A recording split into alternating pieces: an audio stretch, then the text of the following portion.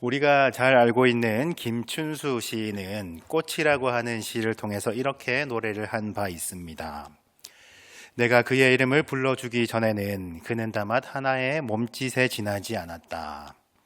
내가 그의 이름을 불러주었을 때 그는 나에게로 와서 꽃이 되었다. 내가 그의 이름을 불러준 것처럼 나의 이 빛깔과 향기에 알맞은 누가 나의 이름을 불러다오. 그에게로 가서 나도 그의 꽃이 되고 싶다. 우리들은 모두 무엇이 되고 싶다. 나는 너에게, 너는 나에게 잊혀지지 않는 하나의 눈짓이 되고 싶다라는 시입니다. 시를 읽어보면 시 가운데 사용된 시어들이 굉장히 아름답게 펼쳐져 있어서 우리는 이 시를 흔히들 연인들끼리 주고받는 사랑의 시라고 생각을 할 수도 있습니다만은 사실은 이 시는 서로의 존재에 관한 인식을 다루고 있는 굉장히 현학적이고 굉장히 철학적인 시라고 할 수 있습니다.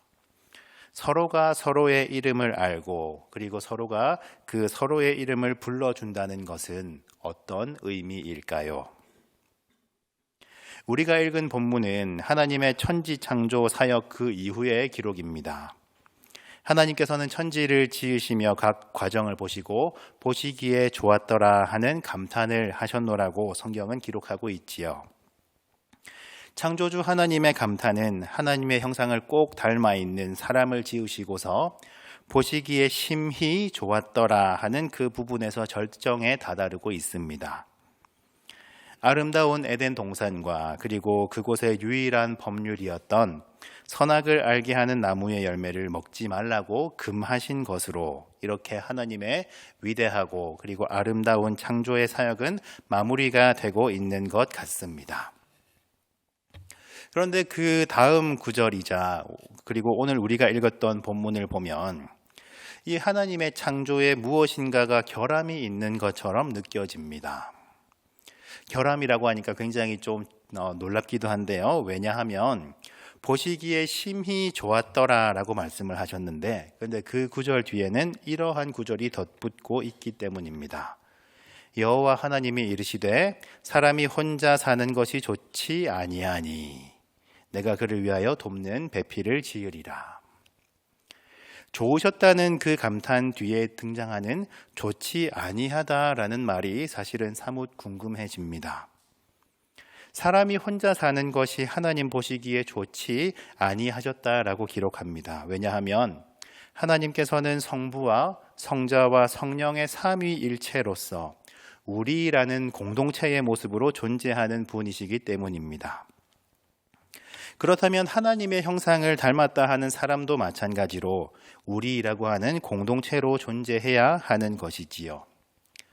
여기에서 혼자 산다라는 것은 독신이나 아니면 여러 가지 사정으로 인하여서 홀로 지내는 분들을 지칭하는 것이 아닙니다.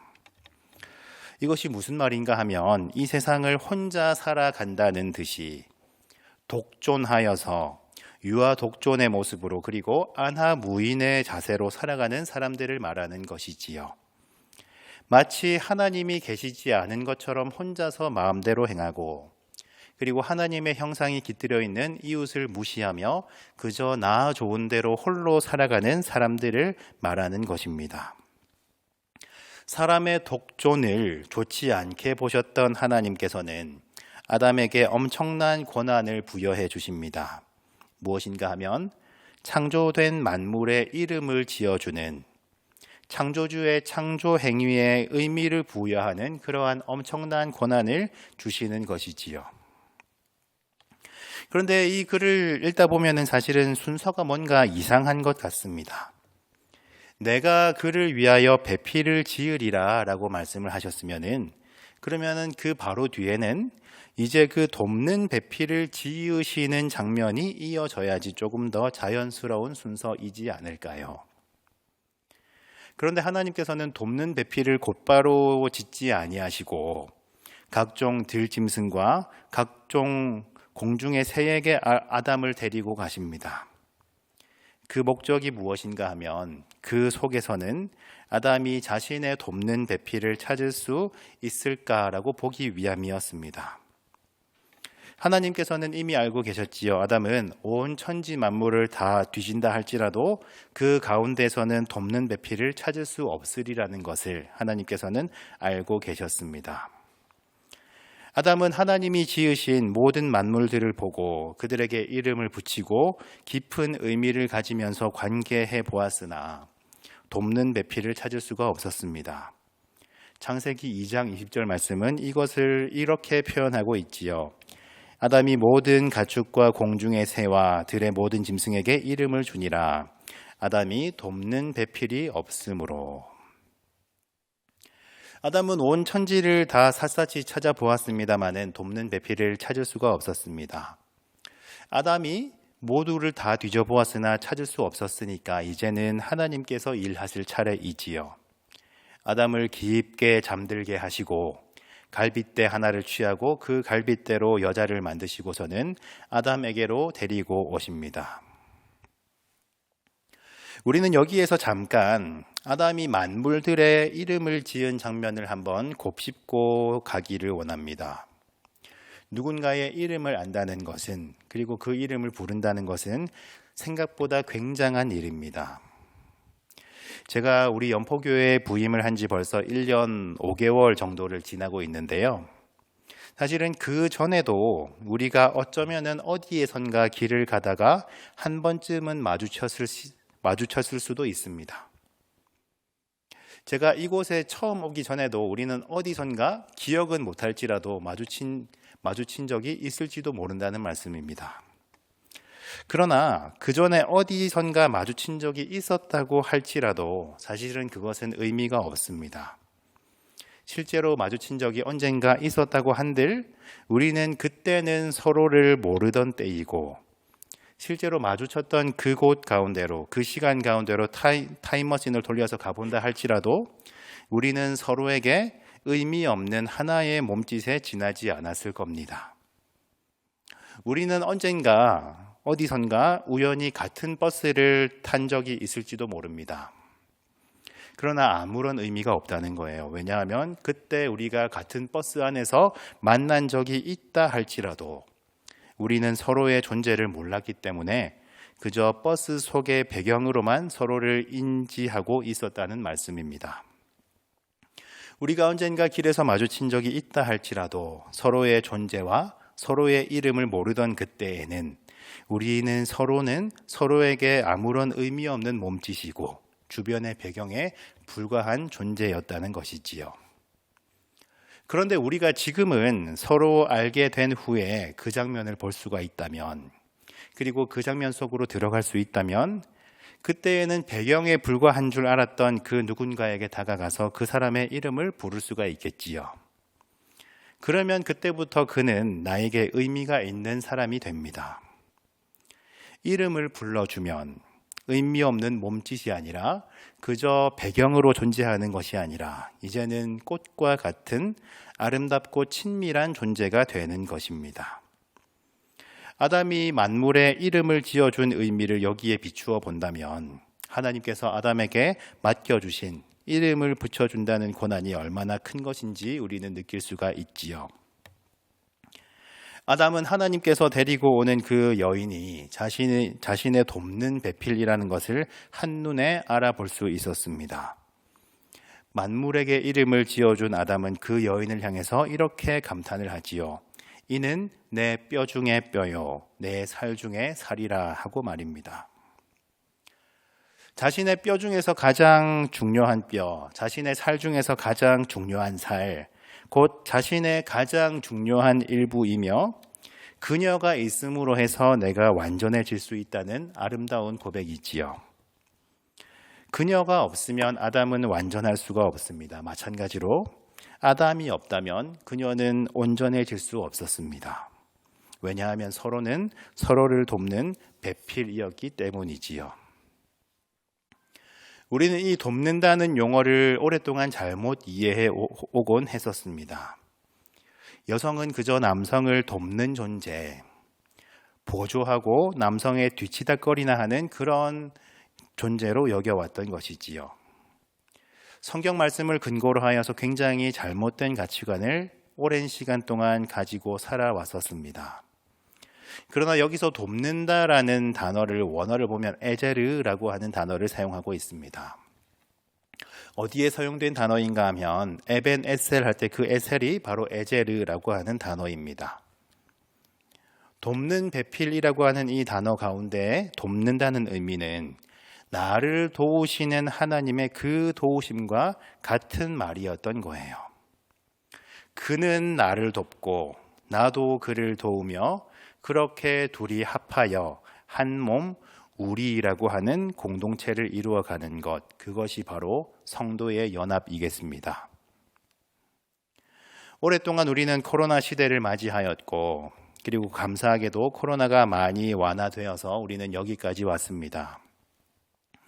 우리는 그 사이에 완전한 비대면 예배를 드렸던 적도 있었고 조금만 열이 나거나 코가 흐르거나 기침이 나면 나보다는 공동체를 먼저 생각하며 공동체를 위해서 온라인으로 비대면 예배를 드렸던 적도 있었습니다.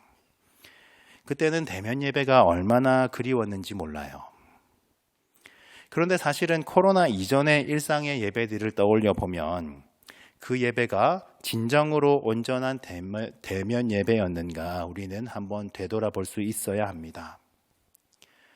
혹 교회에서 미운 사람이 있으면 그 사람이 1부 예배를 드리나 2부 예배를 드리나 잘 봤다가 그 사람을 피해서 예배를 드린다던가 시간대를 달리하던가 아니면은 자리를 멀리 떨어져서 앉는다던가 그렇게 누군가를 멀리하고 피해왔던 적이 우리 가운데는 혹시나 있지는 않으신지요?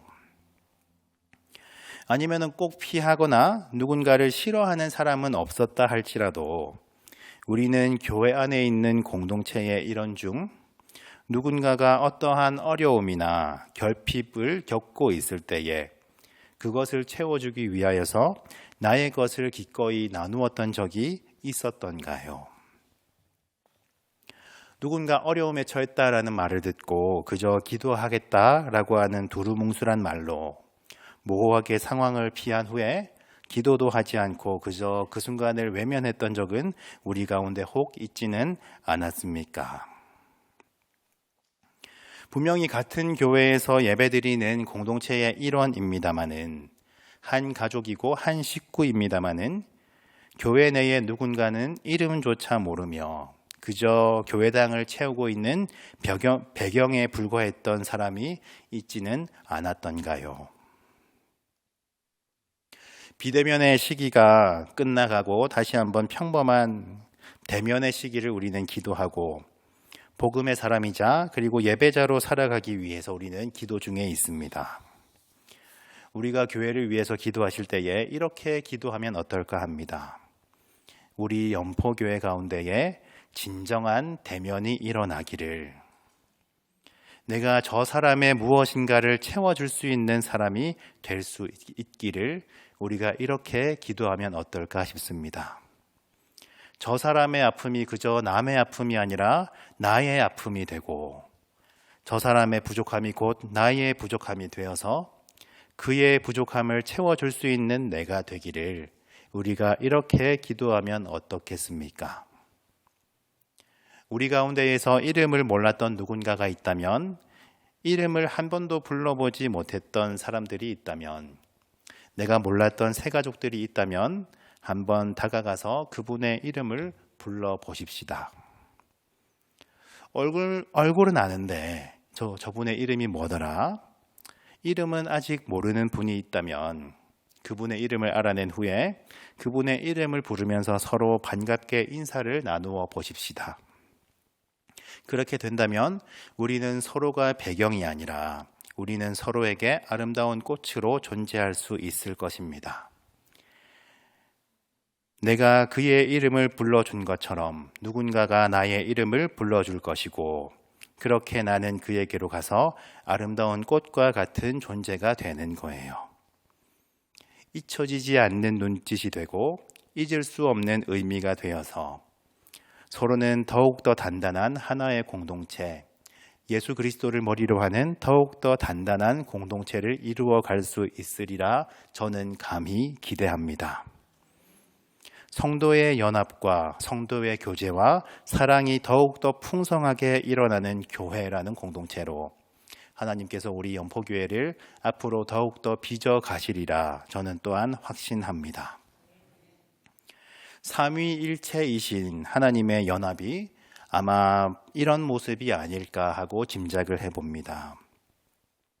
너무나 어렵고 모순적인 것 같은 교리가 사실은 삼위일체입니다마는 우리는 이 삼위일체를 다른 교리들보다 왜 유독 더 이해하기가 그렇게나 힘들었을까요?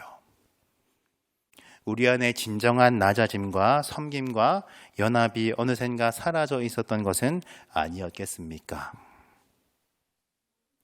성부와 성자와 성령 하나님께서 삼위일체의 아름다운 연합으로 존재하고 계시며 하나님은 한 분이시고 세 위격으로 동시에 존재한다는 그 어렵고 모순적인 것 같은 그 교리, 우리는 그것을 머리로는 철학적으로는 완전하게 이해하지 못해도 사실은 괜찮습니다. 완벽하게 삼위일체가 어떤 것인가 우리 생각 속에서는 정리되지 못한다 할지라도 우리는 우리의 삶을 통해서 우리의 행동을 통해서 하나님의 삼위일체의 연합을 닮아가고자 애쓴다면 우리는 그분을 닮아갈 수 있으리라 기대합니다.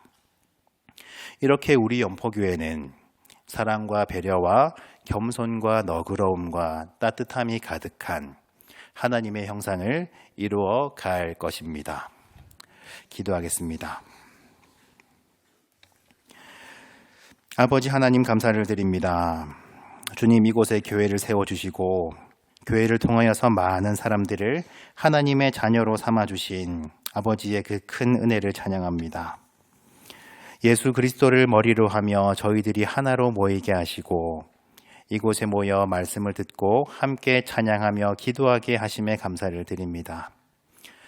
그러나 주님, 사실은 저희 교회 가운데서도 마음을 활짝 열지 못하고 관심을 더 가지지 못하고 어쩌면은 마음속에 거리를 둔 채로 살아온 적도 있었음을 고백합니다. 서로가 서로를 온전하게 대면하며 서로가 서로의 이름을 정답게 부르고 서로를 위해 뜨겁게 중보 기도하며 나누며 섬길 수 있는 온전한 공동체를 허락하여 주시옵소서. 아버지여 언젠가 저희들을 찾아오셔서 저희들의 이름을 불러주신 아버지의 이름을 찬양합니다. 하나님께서 저희들의 이름을 불러주신 것처럼 저희들도 서로에게 다가가 이름을 부르게 하시고 더 이상 예배당 속의 배경으로만 존재하는 것이 아니라 함께 하나님의 자녀로 부르심을 받는 공동체로 불러주시옵소서. 주여 저희들 가운데에 어느샌가 공동체와 멀어진 결석자들이 있습니다.